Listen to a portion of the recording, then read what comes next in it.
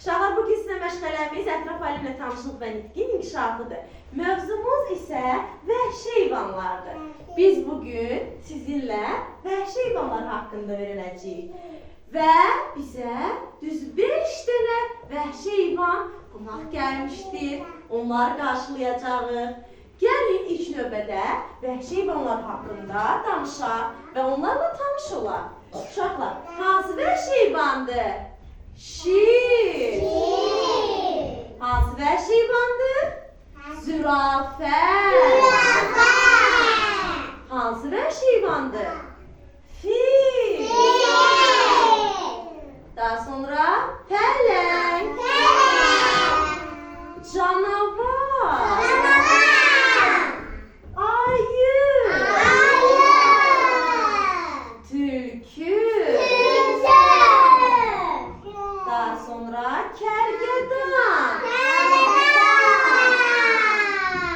Və maral.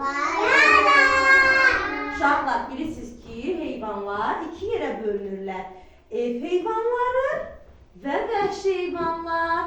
Biz ev heyvanlarını yəqin ki tanıyırıq. İndi isə biz vəhşi heyvanları tanıyırıq. Uşaqlar, biz vəhşi heyvanlar haqqında danışdıq. Meymun da vəhşi heyvanı. Meymun nə yeyir? Aferin Gülaya, düzdür.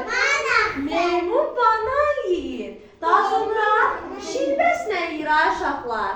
Şir ət yeyir. Ayı bəs nə yeyir ay uşaqlar? Ayı bal ilə qidalanır. Ən çox bal ilə qidalanır. Balı çox sevir ayı. Daha sonra tülkü nə ilə qidalanır? Toyuq cücə ilə qidalanır. Tülkü çox hiyləgər heyvandır uşaqlar. Çünki hinə girib toyuq cücələri uğurlayır və yeyir. Daha sonra uşaqlar dedik ki, fil nə yeyir? Ot yeyir. Fil ot ilə qidalanır. Filin uzun xortumu olur. Uşaqlar, gəlin indi isə heyvanlar var burada, vəhşi heyvanlarımız var. Gəlin onları alqışlarınızla qarşılayaq. Vəhşi heyvanlarımız bunlardır. Gəlin görək, bu hansı vəhşi heyvandır? Bəbir. Bəbir vəhşi heyvandır. Daha sonra ayı. Daha sonra meymun.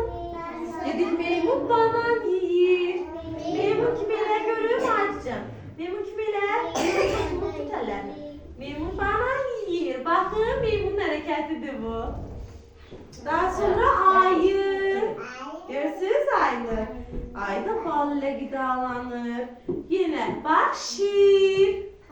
Şir meşənin aslanıdır. Yadımızda saxlayaq. Meşənin kralıdır. Bunu yadımızda saxlayaq.